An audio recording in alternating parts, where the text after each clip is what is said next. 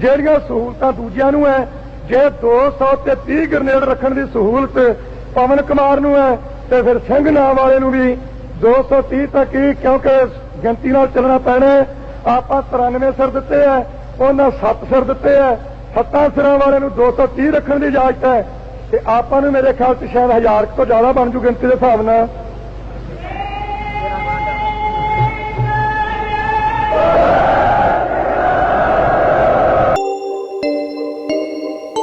बड़े बेहिसाब रहे हैं दुनियादारी च, यारी च फट नहीं गने तो दुश्मनी दे विच पिट गने।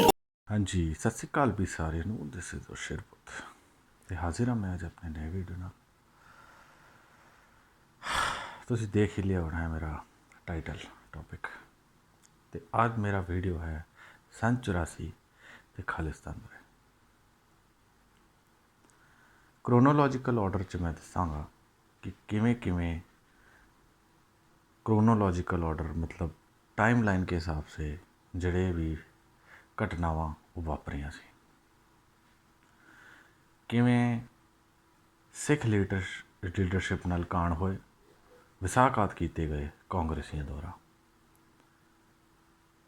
किवें किवें सिख लीडरशिप ने हिंदू पखंडी महंतां नूं कढ के, जो कि अंग्रेज़ां द्वारा गुरुद्वारिਆਂ 'ਚ लाए गए सी, उन्होंने कढ़ के उन्होंने गुरुद्वारे साहब की सांभ की। हाँ जी, स्टार्ट करने 1920 सन 1920 1920 वो टाइम होंदा है। उस टाइम ये वो टाइम सी जलियांवाला बाग 1919 च होया होता है। सिखां ते पंजाबियां ते अंग्रेज़ां दे बड़े अत्याचार होंदे होंदे आ, बहुत ज़्यादा अत्याचार, बहुत ज़्यादा विसाघात, बहुत ज़्यादा तुसीं कह सकते हो तशद्दद। और अंग्रेज़ां ने उस टाइम गुरुद्वारे जिहड़े सी वो सिखां दे हत्थ नहीं सी, वो सिखां दे हत्थ नहीं सी, वो अंग्रेज़ां ने महंतां दे हत्थ दिते हुए सी। वो सारा कुछ वो अंग्रेज़ां दे दल्ले सी महंत, ठीक है, वो सारा कुछ सामभदे सी, सारा एडमिनिस्ट्रेशन सारा कुछ गुरुद्वारे का।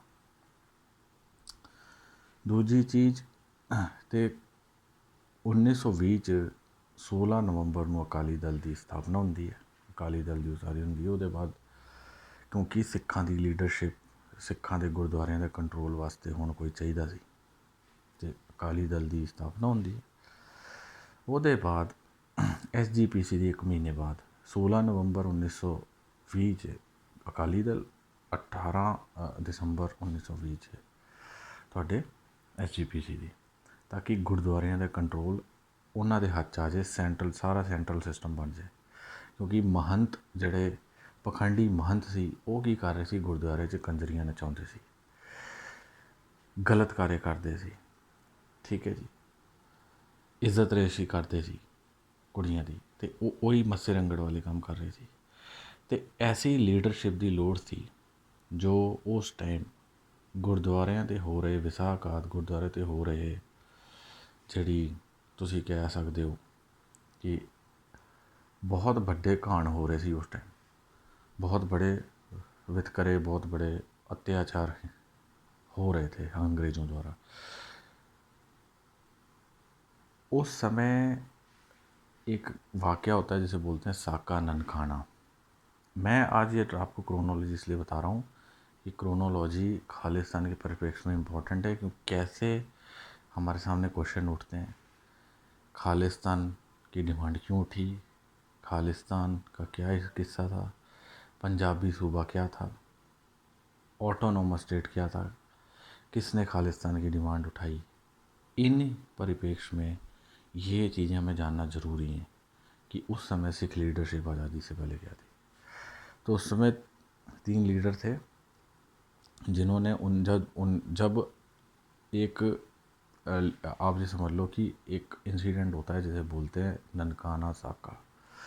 ननकाने साके च महंतां नूं सिखां ने हरा दिता सी ते मजबूरन अंग्रेज़ां नूं चाबियां कंट्रोल सिखां नूं देना पिया सी। करतार सिंह जब्बर होरां दी अगवाई च वो आगू सी करतार सिंह जब्बर,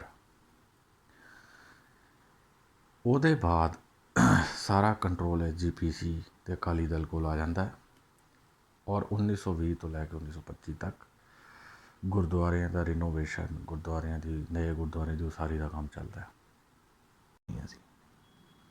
ਉਹ ਜਿਹੜੇ ਮਹੰਤ ਸੀ, ਉਹ ਮਹੰਤ ਕੀ ਕਰਦੇ ਸੀ, ਸਾਰਾ ਕੰਟਰੋਲ ਆਪਣੇ ਕੋਲ ਰੱਖਦੇ ਸੀ ਅਤੇ ਆਪਣੇ ਹਿਸਾਬ ਨਾਲ ਗੁਰਦੁਆਰੇ ਦਾ ਸਿਸਟਮ ਚਲਾਉਂਦੇ ਸੀ, ਜਿਹਦੇ ਵਿੱਚ ਖਾਲਸੇ ਦੀ ਰਹਿਤ ਮਰਿਆਦਾ ਦੀ ਅਤੇ ਖਾਲਸੇ ਦੀ ਬੇਅਦਬੀ ਕਈ ਵਾਰ ਹੋਈ ਹੈ।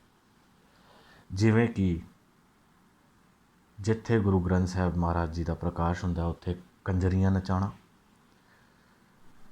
ਕੁੜੀਆਂ ਨਾਲ ਗੰਦੇ ਕੰਮ ਕਰਨਾ, ਗੁਰੂ ਗ੍ਰੰਥ ਸਾਹਿਬ ਮਹਾਰਾਜ ਜੀ ਨੂੰ ਪੈਰਾਂ 'ਚ ਰੋਲਣਾ। ਅਤੇ ਇਹ ਮਹੰਤਾਂ ਕੋਲ ਕਿਉਂਕਿ ਪਾਵਰ ਸੀ, ਉਹ ਜ਼ਿਆਦਾਤਰ ਹਿੰਦੂ ਪਰਿਵਾਰਾਂ ਵਿੱਚੋਂ ਆਉਂਦੇ ਸੀ ਅਤੇ ਉਹਨਾਂ ਨੇ, ਕਿਉਂਕਿ ਉਹ ਦੱਲੇ ਸੀ ਅੰਗਰੇਜ਼ਾਂ 'ਤੇ, ਅਤੇ ਉਹ ਪਾਵਰ ਹੋਣ ਦੇ ਬਾਅਦ ਇਹਦਾ ਮਿਸਯੂਜ਼ ਕੀਤਾ, ਜਿਹਦੇ ਕਰਕੇ ਸਿੱਖਾਂ 'ਚ ਰੋਸ਼ ਆਇਆ। ਰੋਸ਼ ਕਰਕੇ SGPC ਅਤੇ ਅਕਾਲੀ ਦਲ ਬਣੇ। ਉਹਦੇ ਵਿੱਚ ਕੁਛ ਲੀਡਰ ਆਏ ਜਿਹਦਾ ਪਹਿਲਾ ਨਾਮ ਹੁੰਦਾ ਬਾਬਾ ਖੜਕ ਸਿੰਘ ਜੀ ਦਾ, ਬਾਬਾ ਸੁੰਦਰ ਸਿੰਘ ਜੀ ਦਾ ਅਤੇ ਬਾਬਾ ਜੋਗਿੰਦਰ ਸਿੰਘ ਜੀ ਦਾ। 1921 'ਚ ਸਾਕਾ ਨਨਕਾਣਾ ਵਾਪਰਦਾ ਹੈ।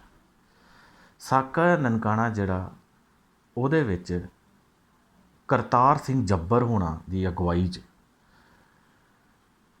ਸਿੰਘ ਖਾਲਸੇ ਮਹੰਤਾਂ ਨੂੰ ਹਰਾ ਦਿੰਦੇ ਹੈ ਅਤੇ ਸਾਰਾ ਫਿਰ ਅੰਗਰੇਜ਼ਾਂ ਨੂੰ ਕਹਿ ਸਕਦੇ ਹੋ ਕਿ ਉਹ ਜਿੰਨਾ ਵੀ ਤੁਸੀਂ ਕਹਿ ਸਕਦੇ ਹੋ ਕੰਟਰੋਲ ਹੈ, ਚਾਬੀਆਂ ਜਾਂ ਜਿੰਨਾ ਵੀ ਕੇਂਦਰੀ ਜਿਹੜਾ ਉਹਨਾਂ ਦਾ ਸ਼ਾਸਨ ਚੱਲਦਾ ਸੀ, ਜਾਂ ਜਿਹੜਾ ਵੀ ਉਹ ਰੂਲ ਕਰਦੇ ਸੀ ਮਹੰਤ ਸਿਸਟਮ ਨਾਲ, ਉਹ ਸਾਰਾ ਉਹਨਾਂ ਨੇ ਖ਼ਤਮ ਕਰਨਾ ਪਿਆ, ਕਿਉਂਕਿ ਕਰਤਾਰ ਸਿੰਘ ਜੱਬਰ ਹੋਰਾਂ ਨੇ ਮਹੰਤਾਂ ਨੂੰ ਹਰਾਤਾ ਸੀ। ਇੱਕ ਸਾਕਾ ਨਨਕਾਣਾ ਤੁਸੀਂ ਪੜ੍ਹ ਸਕਦੇ ਆ, ਸਾਕਾ ਪੰਜਾ ਥੋੜ੍ਹਾ ਡਿਫਰੈਂਟ ਹੈ। ਅਤੇ 1920 ਦੇ ਲੈ ਕੇ 1925 ਤੱਕ, ਕਿਉਂਕਿ ਹੁਣ ਸਾਕਾ ਨਨਕਾਣਾ 1921 'ਚ ਹੋਇਆ, ਸਿੰਘਾਂ ਨੇ ਕਰਤਾਰ ਸਿੰਘ ਜੱਬਰ ਹੋਣਾ ਦੀ ਅਗਵਾਈ 'ਚ ਹਰਾਤਾ ਮਹੰਤਾਂ ਨੂੰ, ਅੰਗਰੇਜ਼ਾਂ ਨੇ ਸਾਰਾ ਕੰਟਰੋਲ ਸਿੱਖਾਂ ਨੂੰ ਦੇ ਦਿੱਤਾ। ਹੁਣ ਕਹਾਣੀ ਅੱਗੇ ਚੱਲਦੀ है। आगे की कहानी 1920 से 1925 के अंदर गुरुद्वारा सुधारक काम चलता है, जिसके अंदर जितने भी गुरुद्वारे हैं उनमें जो गंद महंतों ने डाला था उनको सबको सुधारा जाता है। वो सारा सिस्टम, सारे गुरुद्वारों को खालसे रहत मर्यादा के अंदर लाया जाता है और इनकी अगुवाई करते हैं कुछ धार्मिक लीडर, जिसमें मैंने आपको बताया बाबा खड़क सिंह, बाबा सुंदर सिंह और जोगिंदर सिंह। ये थी सिखों की लीडरशिप। मैं क्रोनोलॉजिकल ऑर्डर में आपको सारी कहानी बता रहा हूँ। हुण जी वेला आंदा है 1929। 1929 ਦੇ ਵਿੱਚ ਆਲ ਇੰਡੀਆ ਕਾਂਗਰਸ ਸੈਸ਼ਨ ਹੁੰਦਾ ਹੈ ਲਾਹੌਰ ਵਿਖੇ, ਜਿਹਦੇ ਵਿੱਚ ਬਾਬਾ ਖੜਕ ਸਿੰਘ ਹੋਰਾਂ ਨੇ, ਸੁੰਦਰ ਸਿੰਘ, ਜੋਗਿੰਦਰ ਸਿੰਘ, ਨਹਿਰੂ, ਚਾਚੇ ਨਹਿਰੂ ਅਤੇ ਗਾਂਧੀ ਨੇ ਇਹਨਾਂ ਨੇ ਕੈਂਪੇਨ ਕੀਤੀ ਹੁੰਦੀ ਹੈ। ਉਹਦੇ ਵਿੱਚ ਗਾਂਧੀ, ਉਹਦੇ ਵਿੱਚ ਨਹਿਰੂ ਕਹਿੰਦਾ ਹੈ ਕਿ ਜਿਹੜੇ ਅਖਲੀਅਤਾਂ ਨੇ, ਅਖਲੀਅਤ ਇੱਕ ਹੁੰਦੀ ਹੈ ਅਕਸਰੀਅਤ, ਇੱਕ ਹੁੰਦੀ ਹੈ ਅਖਲੀਅਤ। ਅਖਲੀਅਤਾਂ ਹੁੰਦੀਆਂ ਨੇ ਘੱਟ ਗਿਣਤੀ ਵਾਲੇ ਲੋਕਾਂ ਵਾਸਤੇ ਅਸੀਂ ਸੈਪਰੇਟ ਇਲੈਕਟੋਰੇਟ ਸਿਸਟਮ ਬਣਾਵਾਂਗੇ। ਜੇਕਰ ਅਸੀਂ ਆਜ਼ਾਦੀ ਤੋਂ ਬਾਅਦ ਪਾਵਰ ਚਾਹੇ, ਸੱਤਾ ਚਾਹੇ, ਅਤੇ ਜੇ ਘੱਟ ਗਿਣਤੀ ਵਾਲੇ ਜਿਹੜੇ ਮਾਈਨੋਰਟੀਜ਼ ਨੇ, ਜਿਹਨਾਂ ਇੰਗਲਿਸ਼ 'ਚ ਕਹਿੰਦੇ ਆ, ਉਹਨਾਂ ਵਾਸਤੇ ਸੈਪਰੇਟ ਇਲੈਕਟੋਰੇਟ ਸਿਸਟਮ ਹੋਏਗਾ। 1932 'ਚ ਮਹਾਤਮਾ ਗਾਂਧੀ ਸ਼ੀਸ਼ਗੰਜ ਗੁਰਦੁਆਰੇ ਜਾ ਕੇ ਵੀ ਇਹੀ ਗੱਲ ਕਹਿੰਦਾ ਹੈ ਜੀ, ਸਿੱਖ ਤੇ ਸੈਪਰੇਟ ਐਂਟੀਟੀ, ਇਹਨਾਂ ਵਾਸਤੇ ਅਸੀਂ ਸੈਪਰੇਟ ਕਰ ਦਾਂਗੇ, ਸੈਪਰੇਟ ਇਲੈਕਟੋਰੇਟ ਸਿਸਟਮ ਹੋਏਗਾ। ਹੁਣ ਇਹ ਸਭ ਦੇਖਦਿਆਂ ਹੋਇਆ ਕਿ ਇੱਕ ਬੰਦਾ ਹੁੰਦਾ ਸੀ ਬਲਦੇਵ ਸਿੰਘ।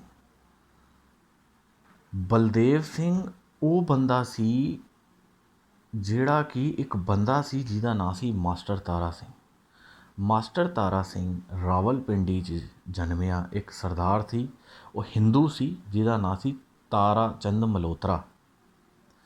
ਔਰ ਉਹਨੇ ਫਿਰ ਬਾਅਦ 'ਚ ਅੰਮ੍ਰਿਤ ਛਕ ਕੇ ਉਹ ਤਾਰਾ ਸਿੰਘ ਮਲਹੋਤਰਾ ਹੋ ਗਿਆ, ਜਾਂ ਤਾਰਾ ਸਿੰਘ ਖਾਲਸਾ ਕਹਿ ਸਕਦੇ ਹੋ। ਉਹ ਉਸ ਟਾਈਮ ਧਾਰਮਿਕ ਲੀਡਰ ਹੁੰਦਾ ਸੀ 1930 ਤੋਂ ਲੈ ਕੇ ਸੰਨ 47 ਤੱਕ। ਉਸ ਟਾਈਮ ਉਹਨਾਂ ਦੀ ਅਗਵਾਈ 'ਚ ਸਾਰਾ ਸਿੱਖ ਜਿਹੜਾ ਆ ਸਿੱਖ ਲੀਡਰਸ਼ਿਪ ਚੱਲਦੀ ਰਹੀ। ਸੰਨ 47 ਆਉਂਦਾ ਹੈ ਜੀ। ਸੰਨ 47 'ਚ ਕੈਬਨਿਟ ਮਿਸ਼ਨ ਆਉਂਦਾ। ਕੈਬਨਿਟ ਮਿਸ਼ਨ ਆਉਂਦਾ ਅਤੇ ਕੈਬਨਿਟ ਮਿਸ਼ਨ ਇਹ ਕਹਿੰਦਾ ਹੈ ਕਿ ਹਿੰਦੂ, ਸਿੱਖ ਅਤੇ ਮੁਸਲਮਾਨ ਇਹਨਾਂ ਵਾਸਤੇ ਸੈਪਰੇਟ ਇਲੈਕਟੋਰੇਟ ਸਿਸਟਮ ਆ ਰਿਹਾ ਹੈ। ਜੋ ਵੀ ਕੌਮਾਂ ਆਪਣਾ ਵੱਖਰਾ ਸਟੇਟ, अपना वखरा सोवरेन स्टेट लेना चाहती हैं, जो भी कौमें अपना वखरा जो सेपरेट स्टेट लेना चाहती हैं वो इसमें पहल कर सकती हैं। लेकिन उसमें कुछ फ्लॉज थे तो वो भी ख़त्म हो गया, जिसमें मुसलमानों ने पाकिस्तान की डिमांड रखी।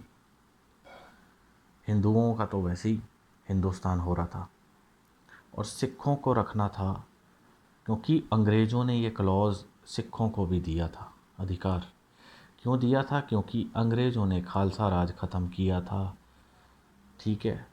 1848 के अंदर महाराजा दलीप सिंह आखिरी राजा थे, और उस टाइम से लेकर सन 47 तक 100 साल अंग्रेज़ों ने भारत पे राज किया। खालसे राज ਨੂੰ ਮੁਕਾ ਕੇ ख़त्म करके, ਤੇ ਇਸ ਕਰਕੇ ਅੰਗਰੇਜ਼ਾਂ ਦੇ ਦਿਮਾਗ 'ਚ ਇਹ ਚੀਜ਼ ਸੀ ਕਿ ਅਸੀਂ ਖਾਲਸਿਆਂ ਨੂੰ ਇਹਨਾਂ ਦਾ ਰਾਜ ਵਾਪਸ ਦੇਣਾ ਆ। ਹੁਣ ਕੀ ਹੈ, ਜਿਹੜਾ मास्टर तारा सिंह सी, कहानी उधरों टर्निंग पॉइंट आया। नेहरू जो था वो थोड़ा सा गेम खेलता था। मास्टर तारा सिंह तो ये चाहता था कि देश का बंटवारा ना होए, देश की वंड ना होए। लेकिन नेहरू ये कहता सी कि मैनू प्राइम मिनिस्टर मैं कदों बनांगा। गांधी चाहता सी, जिहड़ा महात्मा गांधी सी ना, वो चाहता सी कि जिन्ना को प्राइम मिनिस्टर बना दिया जाए। लेकिन नेहरू ने टांग अड़ाई कि नहीं, मैं बनूँगा। जिन्ना ने कहा ठीक है, मुझे अपना अलग स्टेट दे दो। जिन्ना साहब ने अपना पाकिस्तान ले लिया, अंग्रेज़ों ने दे भी दिया। जिन्ना साहब ने मास्टर तारा सिंह को बुलाया 47 में, भाई तुम्हारे लिए भी कैबिनेट मिशन आया है, तुम भी अपना सिस्टम ले लो। तुम्हारा खालसा राज था, अफ़गानिस्तान की टेरिटरी से लेकर टकलाकोट और तिब्बत तक, तुम क्यों नहीं ले रहे? हिस्ट्री तो खैर पता ही थी तारा सिंह जी को। फिर ऐसा कहते हैं, जो बताया जाता है, नेहरू ने उनको बहलाया फुसलाया कि एक कहावत फेमस है कि हिंदू और सिखों का नौ और मास का रिश्ता है, नौ और मास का। और उन्होंने भी सोचा चलो जी, इतने टाइम कभी मुसलमानों ने गुलामी करी और कभी अंग्रेज़ों ने, जबकि अंग्रेज़ इस चीज़ में इंटरेस्टेड थे कि खालसे को खालसा राज वापस दे दिया जाए। लेकिन कुछ उनकी दिमाग की बत्तियां फ्यूज़ हो गई थीं। जब अंग्रेज़ आपको देना चाह रहे हैं जिसने भारत पे 200 साल राज किया है, क्योंकि उन्हें भारत के बारे में हिंदुस्तानियों से ज़्यादा पता था, उन्होंने तो राज किया है, उन्होंने तो राज किया था 200 साल, ईस्ट इंडिया कंपनी पहले, फिर वो। लेकिन इन्होंने मास्टर तारा सिंह, बलदेव सिंह को, जो कि बलदेव सिंह होता था मास्टर तारा सिंह का फाइनेंसर, ये नेहरू के पास शिकायतें लगाने चला जाता था कि हमारे बीच अंग्रेज़ फूट डालने की कोशिश कर रहे हैं, हमसे अलग स्टेट की डिमांड करते हैं कि तुम अलग ले लो, और ताकि देश का बंटवारा हो जाए। और वो ऐसी बातें क्यों करता था? क्योंकि नेहरू से तो ऑलरेडी उसका शिव शक्कर का सीन था। अरे हिंदू सिख ये वो, गांधी ने पहले ही गेम करे, भगत सिंह की फांसी भी नहीं रुकवाई लॉर्ड अरविंद से मिलकर, और कहीं ना कहीं गुरु साहब को भी उन्होंने, गांधी ने बहुत बुरा बोला, टेररिस्ट भी बोला है। लेकिन वो कहीं ना कहीं सिखों को अपने साथ रखना चाहते थे। वो ये सोचते थे कि मुसलमान तो निकल रहे हैं, अगर सिख भी निकल गए तो देश टूट जाएगा, ये था। और जब देश टूट गया, सिख आर्मी, जब अंग्रेज़ों के पास आर्मी थी उसमें 50% सिख थे, और अगर सिख यहाँ से निकल गए तो आर्मी की उस टाइम में सबसे ज़्यादा जो भरपाई करते थे सिख करते थे, दूसरी जातों से इतने नहीं आते थे।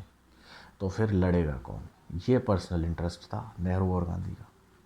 सबसे ज़्यादा शहीदियाँ पंजाबियों ने दी। तो ये सब देखते ही ये मोर्चा सफल हो गया और सन 47 में भारत आज़ाद होता है, पाकिस्तान बनता है, ईस्ट और वेस्ट पाकिस्तान। ईस्ट पाकिस्तान बांग्लादेश 71 में बन जाता है और भारत। धीरे धीरे करके मास्टर तारा सिंह को ये सीन समझ में आता है कि नेहरू उससे गेम कर गया। फ़ौज का भी रीज़न था, 2-3 और रीज़न थे, लेकिन नेहरू ने 47 में, ये ऑन रिकॉर्ड बातें आपको बता रहा हूँ, 47 में जब भारत आज़ाद हुआ तो उन्होंने सेपरेट इलेक्टोरेट सिस्टम लेके आए कि जितने भी आपके स्टेट्स हैं, जितने भी रियासतें हैं, वो सेपरेट इलेक्टोरेट सिस्टम या रेफरेंडम वाला सीन होगा उसमें। लेकिन 1948 में ये चीज़ें डिज़ोल्व हो गई, जो कि जिसके बाद सिखों का सेपरेट स्टेट बनने का सपना जाता रहा। अब क्या होता है जी, मास्टर तारा सिंह को सारी गेम धीरे धीरे नेहरू और गांधी की समझ आ जाती है।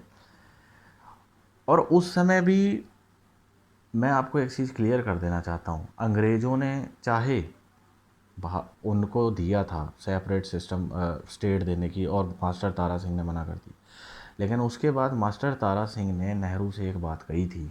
क्या कही थी भाइयों? वीडियो बहुत लंबा तरीके से सुनना, एक एक चीज़ बता रहा हूँ। उसने एक बात कही थी, एक गल कही थी कि थोनू असी सिर्फ ऑटोनोमस स्टेट मांगते हाँ, असी एक ऑटोनोमस स्टेट मांगते हैं जिसके तहत हमें पूरी आज़ादी हो, सेंटर का कोई हस्तक्षेप ना रहे, कोई इंटरफेरेंस ना रहे, और जो भी असी करना है असी आप ही करांगे, सारा कुछ आप होएगा, कॉन्स्टिट्यूशन वखरा होएगा जिमें जम्मू और कश्मीर में चलता है 370 लगाई। नेहरू एक गल मास्टर तारा सिंह होना दी मन गया जे। वो कहंदा कि ये जो भी तुसी डिमांड रखी है ऑटोनोमस स्टेट दी, पंजाब दी, ये तुहाडी पूरी हो जानी। नेहरू एक बात मानते हुए उसने तारा सिंह को सांत्वना दी, हम तुम्हारी बात मानते हैं। 1948 आता है। 1948 में जो सेपरेट इलेक्टोरेट सिस्टम या रेफरेंडम सिस्टम था उसका डिज़ोल्व कांग्रेस अब गेम करती है। 48 से गेम होते हैं। 48 तो लैके सन 84 तक हुण किवें किवें जड़ी गेम पलटदी है, किवें किवें कांग्रेस ਸਿੰਘਾਂ ਨਾਲ ਵਿਸਾਖਾਤ करती है, किवें किवें कहान करती है, वो थोनू मैं हुण दसन लग्या। तो इत्थे गुगली पांदा नेहरू, चाचा नेहरू कंजर किसी थां दा। वो कहंदा कि जिहड़ा तुसी सैपरेट इलैक्टोरेट सिस्टम या अपनी ऑटोनोमस स्टेट की तुसी पहले तो कहंदा कि भाई सैपरेट इलैक्टोरेट सिस्टम या रेफरेंडम वो मैं डिज़ोल्व कर रहा हूँ। तो 1948 में वो सीन ख़त्म हो जाता है। कोई दिक्कत नहीं, अभी हमारे पास ऑटोनोमस वाला सीन है। 1950 में आते आते मास्टर तारा सिंह एक डिमांड रखते हैं। पंजाबी सूबे की डिमांड उठती है 1950 में। 1950 में पंजाबी सूबे की डिमांड उठती है क्योंकि उसे सीन समझ आने लगता है कि नेहरू अपनी शर्तों से बदल रहा है, जो उसने हमसे वायदे किए थे। उसके बाद कहानी बदलती है। कहानी क्या बदलती है? 1956 आते आते पंजाबी सूबे को स्टेट रीजनल कॉरपोरेशन SRC, ठीक है, SRC के तहत रखा जाता है। क्या सामने रखा जाता है? पंजाबी सूबे की डिमांड को नेहरू क्लियरली कैंसिल कर देता है। Now he cancelled that separate autonomous state demand before SRC। ठीक है जी। एसआरसी के आगे अब मास्टर तारा सिंह को सारा गेम समझ आ जाता है। फिर जद्दोजहद जारी रहती है। 1955 में दरबार साहब में फ़ौज भी घुसती है, सिखों के साथ गलत होता है। कांग्रेस ने अपना सिस्टम स्टार्ट कर दिया था क्योंकि सिख डिमांड कर रहे हैं ऑटोनॉमस स्टेट के खिलाफ के लिए। तो सिखों को एक ऐसा भी इंसिडेंट आता है 47 में, जो भी सिख हैं उनको बाल काट लो क्योंकि हिंदू सिख एक हैं। ये सब इन्होंने बकवास करी स्टार्ट। ये सारे इन्होंने धीरे धीरे करके इन्होंने अपने पत्ते खोलना स्टार्ट किया। तो इन्होंने 47 में ये भी डिमांड करते हैं कि आप कुछ ऐसी जगहों पे कि भाई सिखों को बाल काट लेने चाहिए, वो हमारे जैसे हैं। क्योंकि इसने पहले क्या कहा था, नू माजदा रिश्ता है। नेहरू ने भड़काया था, नेहरू ने बहला फुसला के मास्टर तारा सिंह को अपनी तरफ करा। और 1956 में ये सीन ख़त्म होता जाता है। ठीक है जी। 1955 में आपका अब क्या होता है, अब धीरे धीरे करके सिखों को कांग्रेस की गतिविधियों का पता लगता है। सिखों के साथ भेदभाव होना शुरू हो जाता है, सिखों के साथ पाखंड शुरू हो जाता है। तो सिखों के दिलों में रोष आ जाता है। सिखों के कोई दूसरे ग्रुप जनरेट होना शुरू हो जाते हैं। ठीक है जी। जिनमें एक ग्रुप का नाम आता है निरंकारी। निरंकारियों के एक लीडर होते हैं गुरबचन सिंह। उनकी कहानी थोड़ी आगे है, लेकिन सिखों को ये बात पता लग जाती है कि अब जो सिखों का सेपरेट स्टेट मिलने का सपना है वो तो चूर चूर हो गया। नेहरू ने एसआरसी जरा कैंसिल कर दिया। लेकिन क्या होता है कि जोर मारते हैं, प्रेशर डालते हैं, और फाइनली 1965 1966 के अंदर पंजाब, हरियाणा, हिमाचल, ठीक है, ये आपका 66 के अंदर सेपरेट हो जाता है और पंजाब एक सेपरेट सूबा बनता है। लिंग्विस्टिक बेसिस पे पंजाब को अलग कर दिया जाता है। पंजाब को अलग कर दिया जाता है। पंजाबी इस मामले में थोड़े बहुत सफल हो जाते हैं, लेकिन पंजाब में अभी भी कुछ ऐसे एरियाज़ थे जो कि हरियाणा में फॉल करते थे, वो पंजाब को नहीं मिलते। पंजाब का पानी का मसला वो रिजॉल्व नहीं होता। तब भी कुछ डिमांड्स रहती थी। तो उसके लिए एक रेजोल्यूशन बनाया जाता है जिसे बोलते हैं आनंदपुर रेजोल्यूशन, कि अभी भी कुछ डिमांड रह गई हैं। एक तो पंजाबी को, पंजाबी माँ बोली को ठप्पा लगवाना है कि वो पंजाबी जो है वो एक भाषा के रूप में उभरे, गुरमुखी रूप में उभरे। चंडीगढ़ को कैपिटल बनाना है। कुछ हरियाणा के कुछ और ज़िलों को पंजाब में मिलाना है। पानी का मसला है, कुछ लैंड रिफॉर्म करना है। ये वही टाइम होता है जब हरित क्रांति भी होती है। 1965 की वार ख़त्म हो जाती है। नेहरू साहब अपने पधार जाते हैं स्वर्गवास। अब आनंदपुर रेजोल्यूशन आता है 1972 में। ये 1973 की बात बता रहा हूँ। 71 में तो आपके जंग होती है आपके पाकिस्तान के साथ, जब बांग्लादेश बनता है। तो जो काम आपके 1966 में नहीं हो पाया, वो काम 1965-66 में नहीं हो पाया, 65 और 66 में, 66 था बेसिकली, वो काम करने की कोशिश की जाती है आनंदपुर रेजोल्यूशन के थ्रू कि भाई ऑटोनॉमस स्टेट हमारा बन गया है लिंग्विस्टिक बेसिस पे। अभी तक भी कोई खालिस्तान की डिमांड नहीं है, सिर्फ ये है कि जो स्टेट बना है उसी के अंदर 2-3 चीज़ें आप और ऐड कर दो। 1972 में कांग्रेस की सरकार होती है पंजाब में, जिनमें कांग्रेस के जो मुख्यमंत्री होते हैं ज्ञानी जैल सिंह। 1977 में क्या होता है, अभी एक 71 की और बात बताऊंगा। 1977 में क्योंकि 75 में इंदिरा गांधी ने लगाई होती इमरजेंसी। तो 77 के अंदर क्या होता है, 77 के अंदर मोरारजी देसाई की सरकार आती है। कांग्रेस, क्योंकि उसने इमरजेंसी लगाई होती है, तो वो हार जाते हैं। ठीक है जी।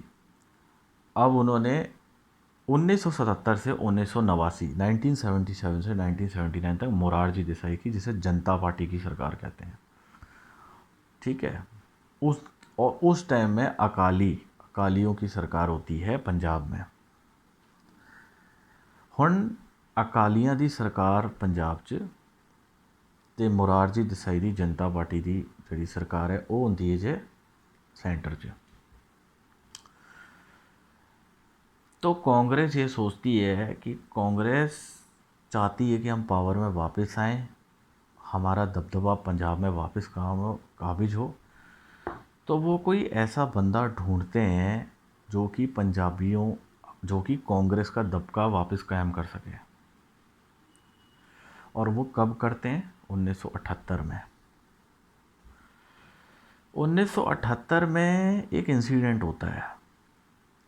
इंसिडेंट क्या होता है? प्रकाश सिंह बादल जो होते हैं पंजाब के सीएम होते हैं, उस टाइम में एक निरंकारी जत्था बना था। निरंकारी कौन होते हैं? मैंने आपको बताया ना, ये निरंकारी बेसिकली ये वो लोग हैं। निरंकारी क्या कहते हैं? गुरु गोबिंद सिंह महाराज के बाद भी कुछ एक दो गुरु हैं, मतलब वो देह प्रथा में बिलीव करते हैं। वो गुरु ग्रंथ साहब को अपना गुरु नहीं मानते। वो कहते हैं इसके बाद भी एक दो जो गुरु सिर्फ देहधारी हो सकता है, वो किताबी नहीं हो सकता, वो इनका कहना है।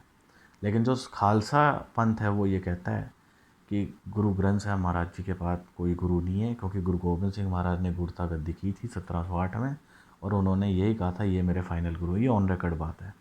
लेकिन जिसमें अब जो ये पखंडी लोग आ गए, निरंकारी, नामधारी, नीलधारी, ये 2-3 ग्रुप अपना एक्स्ट्रा बन गए जो कि सिख नहीं है।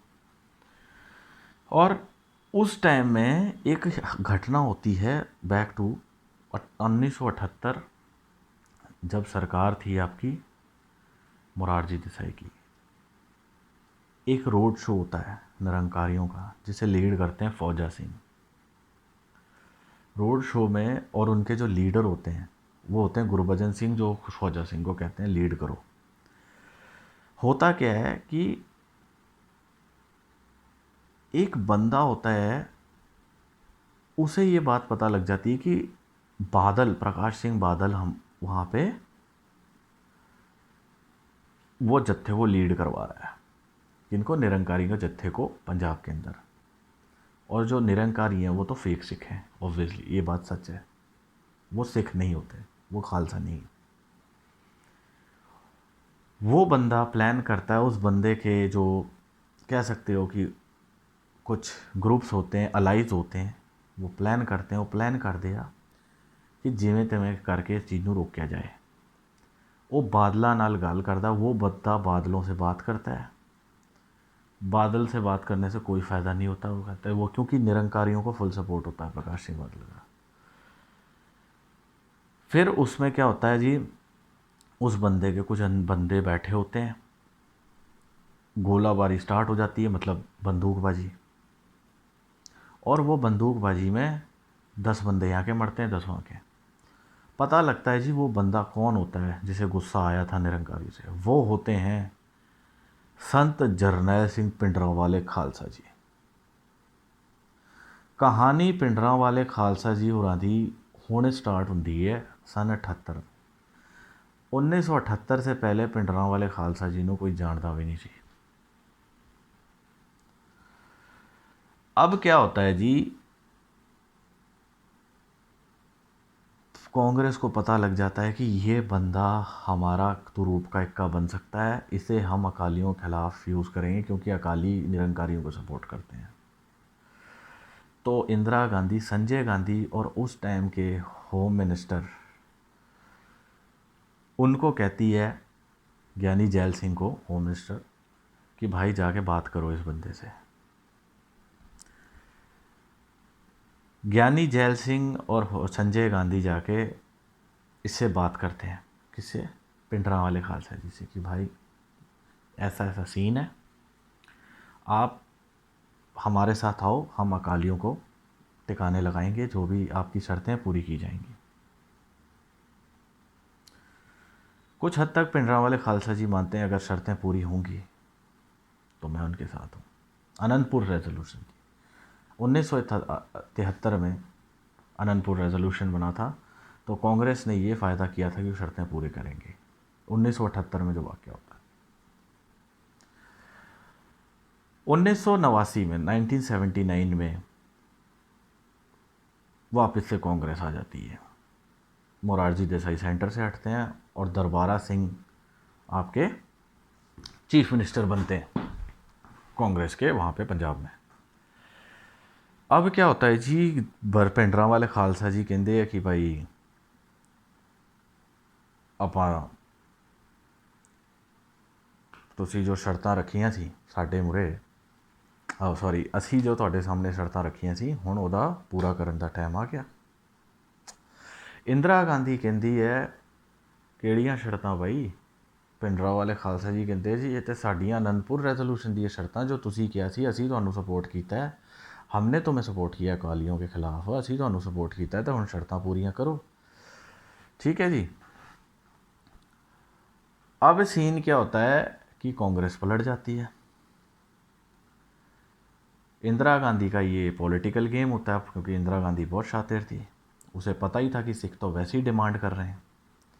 उसने सिर्फ अपनी होल्ड लेने के लिए पंजाब में भिंडरांवाले को यूज़ किया, और इसका जब पता भिंडरांवाले को पड़ता है वो आग बबूला हो जाते हैं। उस समय में अकालियों के एक लीडर होते हैं हरचरण सिंह लोंगेवाल, वो उनसे हाथ मिला लेते हैं और 1982 में धर्म युद्ध मोर्चा की शुरुआत होती है, आनंदपुर रेजोल्यूशन के ठीक 9 साल बाद। और उस टाइम में जो लीडर होते हैं पंजाब के, जो चीफ मिनिस्टर होते हैं दरबारा सिंह। अब धीरे धीरे भिंडरांवाले खालसा जी को पता लग गया था कि कांग्रेस ने मुझे यूज़ करने की कोशिश करी अकालियों के खिलाफ, पहले क्योंकि उन्होंने निरंकारी वाला कांड देखा कि निरंकारियों के खिलाफ भिंडरांवाले खालसा जी वो जड़े तत्ते हो गए। फिर इन्होंने बदले लेना स्टार्ट किया।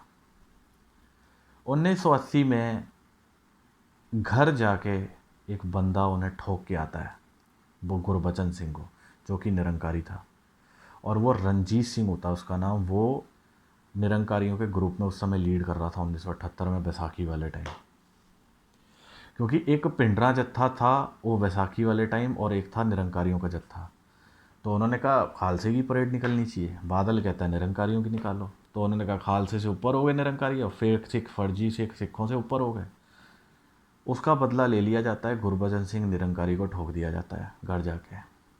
1981 में लाला जगत नारायण को ठोक दिया जाता है, क्योंकि उसने डिमांड करी थी कि हर पंजाबी हिंदू अपनी पंजाबी मातृभाषा माँ बोली नूं छड्ड के, मादरी जबान नूं छड्ड के हिंदी नूं अपनी भाषा बनाए।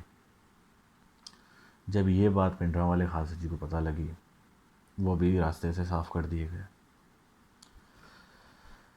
ये 1981 की घटना है। फिर इंदिरा गांधी को पता लग गया, धर्म युद्ध मोर्चा की शुरुआत हुई थी 1982 में। 1983 में तक आते आते इंदिरा गांधी को पता लग जाता है कि Bhindranwala Khalsa is very angry.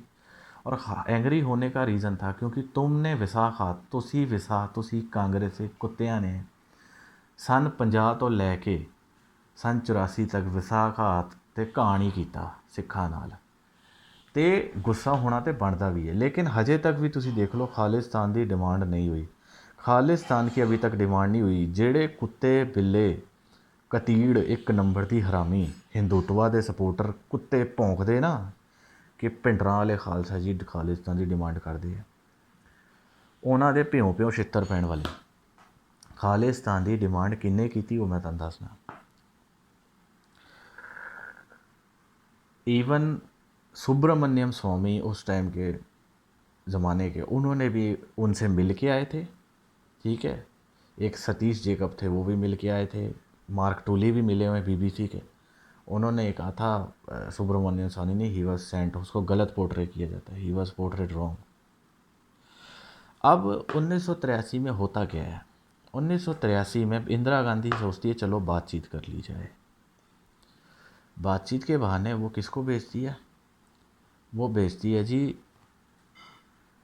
आप बेटा जाओ, नरसिम्हा राव बेटा मेरे बच्चे जाके पिंडरां वाले खालसा जी नाल गल करके आओ।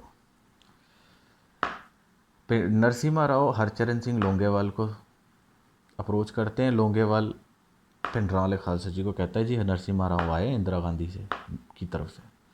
वो कहते हैं जी आनंदपुर रेजोल्यूशन की या तो पूरी शर्तें मानेंगे, एक आधी अधूरी शर्त नहीं मानी जाएगी। चंडीगढ़ कैपिटल होना चाहिए, हरियाणा के कुछ जो पार्ट रह गए वो हमारे हाथ में होने चाहिए, चंडीगढ़ को पंजाब में मिलाना है, पानी का मसला है, लैंड रिफॉर्म है, ठीक है, और पंजाबी लैंग्वेज। तो ये सारी शर्तें हमें मनवानी है, रिजेक्ट कर देते हैं। पिंडरां वाले खालसा जी को पता लग जाता है कि कांग्रेस ये चीज़ें मानने वाली नहीं है। ठीक है जी, अब कहानी शुरू होती है लड़ाई की, युद्ध की। होता क्या है कि अब उस टाइम में एक और सीन होता है।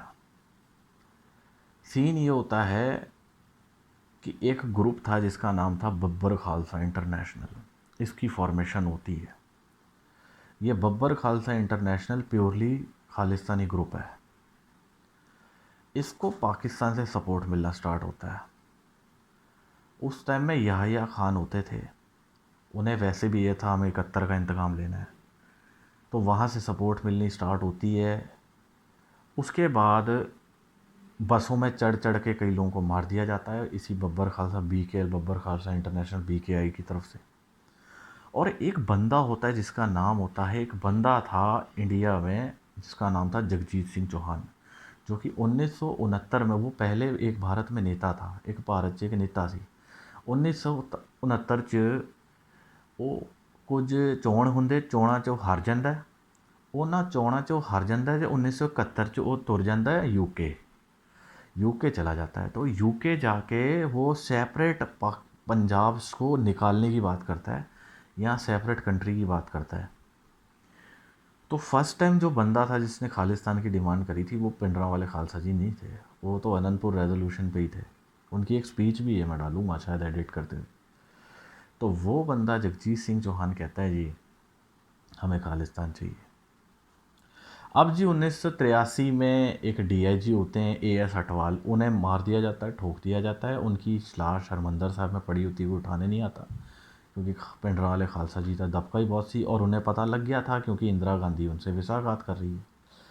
कुछ ही टाइम बाद इंदिरा गांधी अपने बेटे संजय गांधी, फिरोज गांधी अपने पति को भी मरवा देती है। तो सबको पता लग जाता है इंदिरा गांधी का ही गेम है। नेहरू का गेम था पहले, उन्होंने मास्टर तारा सिंह के साथ किया, अब ये कर रही थी पिंडरां वाले खालसा जी।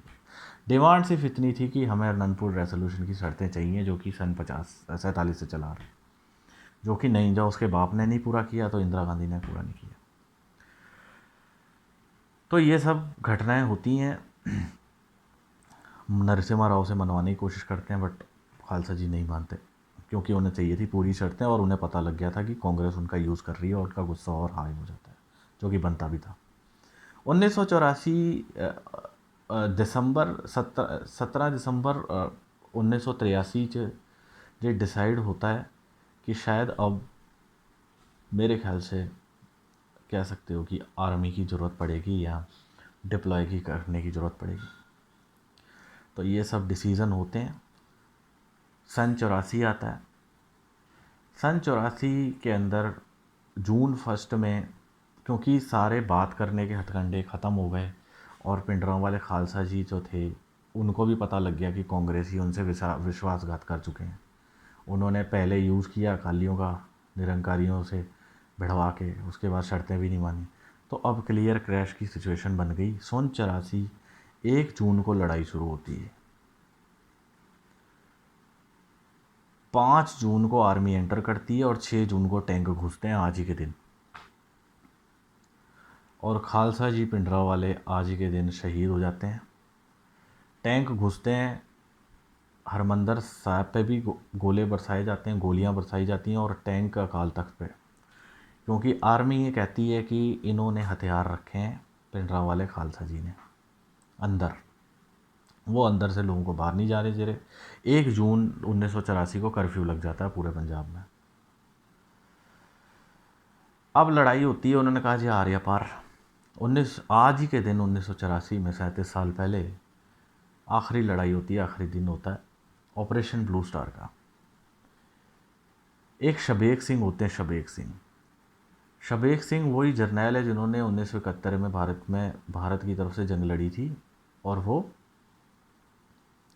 जितवाई थी, खुद अहम रोल रहा था। लेकिन उन्हें जब पता लगा सिखों के साथ विश्वासघात हो रहे हैं, और विश्वासघात 1947 से लेकर 55 में हरमंदर साहब में फिर फौज घुसी थी, और 73 अनंतपुर रेजोल्यूशन, सेपरेट पंजाबी सूबा, ये सब इसलिए हो रहा था क्योंकि कांग्रेस अपने 47 से पहले, मैंने आपको बताया 1929 में ऑल इंडिया जो कांग्रेस कैंपेन थी लाहौर में, वहाँ भी इन्होंने माइनॉरिटीज़ के बारे में बोला था, सेपरेट इलेक्टोरेट सिस्टम के बारे में बोला था, वो सब में कांग्रेस ने वो पलट गए। तो ये जो आउटकम था, ये बेसिकली जो सिखों का रोष था, ये कांग्रेस अपने वादों से पलटी थी। सिखों ने आपसे सेपरेट स्टेट नहीं, सेपरेट कंट्री नहीं मांगी थी, आपसे सिर्फ ऑटोनॉमस स्टेट मांगा था, जो कि उनका बनता था, क्योंकि 90% ये ऑन रिकॉर्ड है, कुर्बानियाँ पंजाबियों की हैं। और अंग्रेज़ तो सेपरेट कंट्री देना चाहते थे, लेकिन वो कुछ नेहरू की चालाकियों की वजह से मास्टर तारा सिंह और बलदेव सिंह नहीं ले पाए। लेकिन बाद में उन्होंने पता लगा तो कम से कम 1965 के बाद उन्होंने पंजाबी सूबा तो ले ही लिया। खैर आगे चलते हैं। अब क्या होता है जी, लड़ाई ख़त्म हो जाती है, पता लगता है कि जब भाई इंदिरा गांधी के साथ सीन हो गया, सॉरी इंदिरा गांधी ने वो जड़े संता नाल सीन हो गया, तो उन्होंने जड़े कह सकते हैं जड़े कुछ साथी सन, वो साथियों ने फिर डिसाइड किया कि हुण बदला लैण का टाइम आ गया। तो उसदे बाद फिर इनके चाचा जी थे, ऐसा कहते हैं, संत जरनैल सिंह पिंडरांवाले खालसा जी के, केहर सिंह नाम सी उन्होंने, केहर सिंह की KEH यार, वो प्लान करते हैं कि हुण इंदिरा नूं ठोकना टिका के, क्योंकि इसने अगर आतंकवादी का इतना रौला मचाया, सब कुछ किया, कुलदीप सिंह बराड़ को बुलाया वहाँ पे, वो हनीमून के लिए उसने मनीला के लिए फ़्लाइटें बुक कराई थी फ़िलीपींस के लिए, उसको भी बुला लिया, चंडीगढ़ से वो आया तब फ्लाइट तक आया, फिर वो कई कहानी, और उसके बाद KPS गिल की कहानी बाद में। और लेकिन इन्होंने हमारे धार्मिक स्थल का नुकसान बहुत किया, इसके कई और तरीके अपनाए जा सकते, बट उन्होंने नहीं मानी। उसके बाद जी केहर सिंह कहता है जी हुण प्लान किया जाए, इनू वड्डना है, यदी भाजी मोड़नी, इनू सोधना है, किनू इंदिरा गांधी का सौदा लाना है।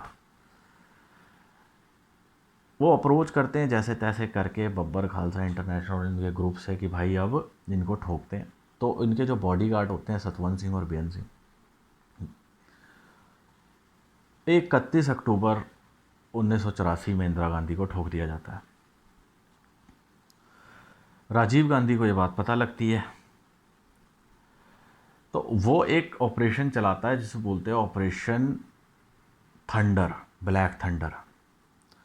ऑपरेशन ब्लैक थंडर चलता है जी सन 85, 86 और 87 में, कि जहाँ जहाँ भी मिलिटेंट हैं पंजाब में, उनको निकाल के मारो, और उनकी अगुवाई करते हैं, उनके लिए एक बंदे को बुलाया जाता है जिसका नाम होता है KPS गिल। उसी बीच में एक ऑपरेशन और चलता है जिसका नाम होता है ऑपरेशन वुड रोज़, जो कि सन 84 से सन 92 तक चलता है। ऑपरेशन वुड रोज़ के अंदर कहते हैं 10,000 पंजाब की यूथ मार दी गई, इंक्लूडिंग मिलिटेंट, ऐसा बोलते हैं। लेकिन सन 84 के बाद जो हुआ, सन 84 से लेकर सन 95 तक, टिल बेअंत सिंह लास्ट जो चीफ मिनिस्टर थे जो पंजाब के, जो मरे, वो था, that was the Khalistan movement. सन 84 तक नहीं था, सन 84 से लेकर सन 95 तक, क्योंकि सिखों को पता लग गया था कांग्रेस ने उन्होंने नाल विसाखात किया है, तो हुण टाइम आ गया कि असीं हुण अपना सैपरेट स्टेट लईए, खालिस्तान बनाइए, तो खालसे के झंडे चलाइए, क्योंकि उन्होंने कांग्रेस का पता लग गया सी। तो ऑपरेशन वुड रोज़ निकाला जाता है 1984 से 92 तक, जिसमें सिखों के कई यूथ मार दी जाती है जस्ट टू गेट प्रमोशन, जिसमें KPS गिल ने अगुवाई की होती है। एक टंडन भी थे, नाम भूल गया हूँ मैं।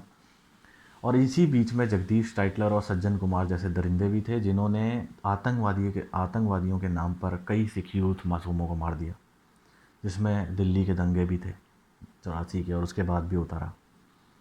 घरों की मार्किंग तक हो गई थी। क्योंकि अब क्या है ना, जो बुरे लोग थे उनको भी मौका मिल गया, क्योंकि उन राजीव गांधी ने कहा कि जब बड़ा पेड़ गिरता है तो कई तबाही मचती है, तो उसने एक ऑपरेशन खोल दिया। वो बात अलग है कि उसकी किस्मत भी लिट्टे के हाथ में थी, लिबरेशन टाइगर, उन्होंने उड़ा दिया उन्हें, श्रीलंका वाला सीन जो हुआ था तमिलियंस ने।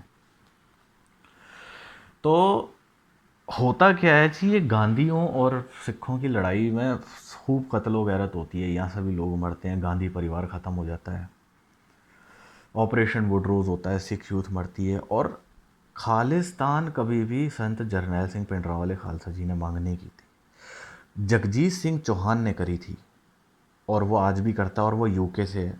उसी के बाद ये तुम्हारे गुरपतवंत सिंह पन्नू और इस टाइप के एलिमेंट्स, ये कैनेडियन, क्योंकि 84 के बाद सिखों के साथ बहुत जबर जुल्म हुआ, और जब किसी भी कौम के साथ जबर जुल्म होता है तो भाई ऑब्वियसली वो उस धरती पर रहने का कोई फ़ायदा नहीं है, वो फिर अपना छोड़ के वो दूसरे वतन जाएगा। कौन रहेगा भाई, अगर तुम्हारे साथ मारकाट हो रही है, इतने बंदे मर रहे हैं आतंकवादियों के नाम पे, तुम प्रमोशन लेने के लिए तुमने इतने बंदे उड़ा दिए, तो तुम्हारे साथ कौन रहना चाहेगा? कोई नहीं रहता। ये ह्यूमन नेचर है। और लड़ भी बंदा कितना ले जब माइनॉरिटीज़ है, वो बात अलग है कि खूब मारा ठोका, जालिमों का खूब नाश किया, और ख़ुद भी शहीद हुए हैं। फिर कई लोग आए जी उसके बीच में, सन 84 से सन 95 में एक सिंगर होते थे सन 88 में, उनको चमकीला नाम था, उनकी वाइफ थी अमरजोत, उन्हें भी ठोक दिया जाता है खालिस्तानियों के द्वारा, कहते हैं, क्योंकि वो कुछ गंदे गाने भी गाते थे। बेअंत सिंह को मार दिया जाता है, जिसमें दिलावर सिंह, बलवंत सिंह राजोआना और भाई जगतार सिंह हवारा। एक स्टोरी और है जिसमें केपीएस गिल ने बचा लिया था भाई जगतार सिंह हवारा को। मैं कहता हूँ खालिस्तान भिंडरांवाले खालसा जी ने कदे नहीं मांगा। Subramanian Swamy has already cleared he was not a terrorist, उनको गलत पोर्ट्रे किया जाता है, उन्होंने सिर्फ अनंतपुर रेजोल्यूशन की बात करी। एक वाक्य और मिलता है सन 85 में, जब हरचरण सिंह लोंगेवाल, राजीव गांधी उनको एक ऑफ़र देते हैं कि भाई आओ बात करो, तो हरचरण सिंह लोंगेवाल उनकी कुछ बातें मानने को तैयार हो जाते हैं। तो इसका पता लग जाता है भिंडरांवाले के साथियों और बब्बर खालसा इंटरनेशनल को कि भाई ये तो राजीव गांधी के साथ मिल गया, तो लोंगेवाल जी को भी ख़त्म कर देते हैं। DIG AS अटवाल को तो ख़त्म कर देते हैं। फिर जनरल होते हैं HS वैद्या, उनको ख़त्म कर दिया जाता है सन 85 में। सन 85 में एक कनिष्क फ़्लाइट होती है जिसमें 329 लोग मारे जाते हैं, मॉन्ट्रियल से भारत आ रही होती है, वो खालिस्तानियों ने उड़ा दी। तो खालिस्तानी फिर क्या होता है ना, खालिस्तानी एक शैतानी रूप हो जाता है कानून के ख़िलाफ़, क्योंकि जहर ही जहर को काटता है। फिर एक करमजीत सिंह भी होते हैं जो राजीव गांधी को मारने की कोशिश करते हैं, लेकिन वो असफल होते हैं। एक और कहानी है करमजीत सिंह और की, बहुत से कैरेक्टर हैं, सुखा जिंदा होंगे, ठीक है, दिलावर सिंह बब्बर, वो तो फिर वो सुसाइड बॉम्बर फिदाइन बन के बेअंत सिंह को उड़ा देते हैं। तो पंजाब ने 84 के से लेकर 95 तक ज़्यादा टेररिज्म देखा है, बशर्ते सन 84 के अंदर या 80 से लेकर 83 जब निरंकारियों की घटना होती है, फिर एक फूला कैट होती है, उसे भी उड़ा देते हैं। ये बेसिकली खालिस्तान क्या था? खालिस्तान एक रिएक्शन था जो नेहरू ने और इंदिरा गांधी ने सिखों के साथ किया। कहते हैं ना, फिर वो जहर बन गई चीज़ और वो बैकफायर करने लगी। बट मैं अपनी सिख यूथ को कहता हूँ कि मैं किसी भी खालिस्तानी, या आप कह सकते हो कि एक्टिविटी से आप लोग दूर रहें। खालिस्तान हमारा एजेंडा नहीं। एक मूवी आई थी पंजाब 1984 दिलजीत की, उसने भी यही मैसेज दिया था, हम ना तो खालिस्तानी हैं, हम ना कोई खड़कू हैं, लेकिन हम अपने राइट्स की रक्षा करना जानते हैं। बीइंग सिख हम भारतीय हैं, पहले हमें खड़कू हमें कोई नहीं, क्योंकि ऐसा बोला जाता है कि उन खड़कुओं ने, वो खड़कू लहर ने भी, खालिस्तानियों ने भी बहुत जबर कीते, कई हिंदुओं ने भी वढ़िया है, हिंदुओं को भी मारा है, वो बात भी है, वो बात सच्चे है, मैं सच बोलता हूँ। लेकिन वो एक रिएक्शन था, सिखों को मारा तो फिर हिंदुओं को भी मारा हो। मैं कहता हूँ आपस में मत लड़ो, प्यार से रहो। और अभी भी वो टाइम चल रहा है जब आंदोलन की, अब मैं बात करता हूँ, एक आंदोलन में आप भूल गया, अब मैं कई लोग आंदोलन को कहते हैं जी खालिस्तानी, ये हिंदुत्व सपोर्टर जो होते हैं, जूती के नीचे बजे मेरे। कीर्ति किसान यूनियन थी जो सन 86 में बनी, कीर्ति किसान यूनियन, ठीक है जी। उस समय सरदारा सिंह उनके चीफ थे, के यू, और एक बलदेव सिंह मान थे जिनकी बेटी सोनिया मान है, जो कि आजकल सिंगू बॉर्डर और वो हर जगह जो सोनिया मान एक्ट्रेस है, पंजाबी एक्ट्रेस। कीर्ति किसान यूनियन के वीडियोस आप देख लो, एक डिस्क्रिप्शन में मैं एक लिंक दे रहा हूँ, स्टोरी ऑफ खालिस्तान। वो तो ये कहते थे हम तो भगत सिंह को मानते हैं, हम ना खड़कूबाद, ना हम खालिस्तानियों को मानते हैं, ना हम कांग्रेसियों को मानते हैं। दोनों से पंजाब का बर्बादी है। उसी में जयमल सिंह पड्डा भी थे, वो भी सरदार थे, और सरदारा सिंह थे। उन्होंने वो कीर्ति किसान, अब आप कहते हो ना कि किसान तो खालिस्तानी है, जो मोदी गोदी सपोर्टर है, मोदी गोदी मीडिया वाले मोदी सपोर्टर, और ये कंगना रनावत जैसे 2-2 टके के लोग, और पायल रोहतगी जैसे 2 पैसे की रंडियाँ, ठीक है, पता नहीं कहाँ कहाँ अपनी मरवाती हैं। तो इनको मैं बता देना चाहता हूँ, कीर्ति किसान यूनियन थी के यू। उन्होंने हमेशा यही मैसेज दिया कि ना हम खड़कूवाद को मानते हैं, और ना हम कह सकते हो कि हम कांग्रेस को मानते हैं, जो पंजाब के लिए अच्छा है। तो मैं यही कहना चाहता हूँ, मेरा भी मैसेज है कि खालिस्तान हो या कोई भी एक्सट्रीम है, कहते हैं कृष्ण जी ने कहा है अति हर चीज़ की बुरी है, मीठा भी ज़्यादा बुरा है, डायबिटीज़ करता है, कड़वा ज़्यादा बुरा है, लिवर साड़ देता है, अति हर चीज़ की बुरी है। ज़्यादा खुशी भी अच्छी नहीं, ज़्यादा गलत भी अच्छा नहीं, ज़्यादा जहर भी अच्छा नहीं, ज़्यादा अमृत भी अच्छा नहीं। तो मेरी एक मैसेज है, मेरा एक मैसेज, एक स्नेहा पूरी पंजाब यूथ ਨੂੰ, ਕਿਸੇ ਵੀ गलत रस्ते ਤੇ ना तुरन, अपने मापियां ਦਾ ख्याल रखो, अच्छे नौकरी लगो, पढ़ाई लिखाई करो, तो यूके कनेडा जाके कोई भखाइयाँ कोई चवला ना मारो, ताकि वो जस्सी खालिस्तानी वर्गे कोई सीन ना होण, कोई बेइज्जतियां ना कराओ, ठीक है जी। तो चढ़दी कला च रहो, हाथ दे वास्ते रहो। ये सी स्टोरी खालिस्तान की, और किवें एक एक्शन होए तो रिएक्शन होए, फिर कीर्ति किसान यूनियन आई, सारा कुछ होया। जय हिंद जय भारत, चढ़दी कला च रहो।